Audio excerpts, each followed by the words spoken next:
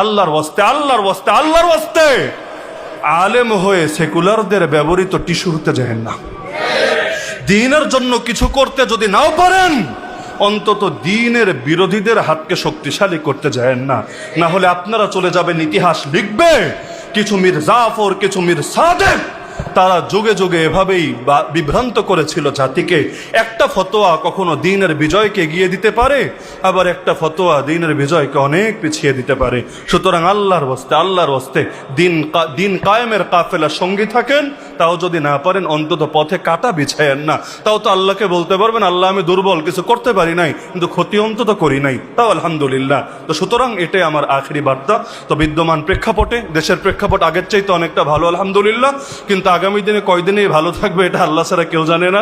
আমরাও হর হালতে সবকিছুর জন্য রেডি থাকি আলহামদুলিল্লাহ। সুতরাং আসেন, আগামী দিনে চূড়ান্ত লড়াইয়ের জন্য প্রস্তুত হই।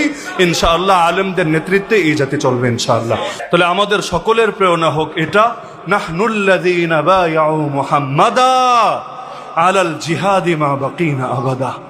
আমরা সেই জাতি যারা মুহাম্মদ সাল্লাল্লাহু আলাইহি ওয়াসাল্লামের হাতে হাত রেখে বায়াত করেছি, যতদিন বেঁচে থাকবো জিহাদের পথ ছাড়বো না। তো আমরা তো আর ডাইরেক্ট নবীর হাতে হাত রেখে বায়াতবদ্ধ হতে পারলাম না, কিন্তু আমরা অন্তত নবীর কোন অনুসারীর হাতে হাত রেখে তো বায়াতবদ্ধ হতে পারবো যে ইনশাআল্লাহ যতদিন বেঁচে থাকবো দ্বীন কায়েমের পথ আমরা ছাড়বো না। এতে যদি খালেদ বিন ওয়ালিদ হওয়া লাগে তাও হব, যদি বেলালে হাবশি হওয়া লাগে তাও হব, যদি তয়েফের মতো মাইর খাওয়া লাগে তাও আলহামদুলিল্লাহ, আর যদি বদরের মতো কখনো দেওয়া লাগে তাও আলহামদুলিল্লাহ। আমরা যদি বিজয় দেখে যেতে না পারি, সুমাইয়া রাদিয়াল্লাহু আনহার মতো আগেই শহীদ হয়ে যাই, তাও আলহামদুলিল্লাহ।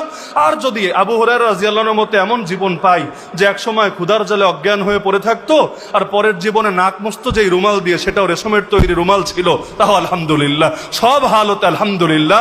তো দ্বীনের সঙ্গে কোনো কম্প্রোমাইজ করতে আমরা রাজি না। আল্লাহ সবাইকে তৌফিক দান করুন, যারা কষ্ট করে স্বল্প সময়ের প্রস্তুতিতে আজকের এই আয়োজনকে সার্থক করেছেন, আল্লাহ সবাইকে উত্তম বিনিময় দান করুন। আর এই বগুড়া জেলা উলামা মাশায়েখ পরিষদকে আল্লাহ তাআলা তাদের চূড়ান্ত সফলতা সর্বোচ্চ স্তরে উপনীত হওয়ার তৌফিক দান করুন। আমিন।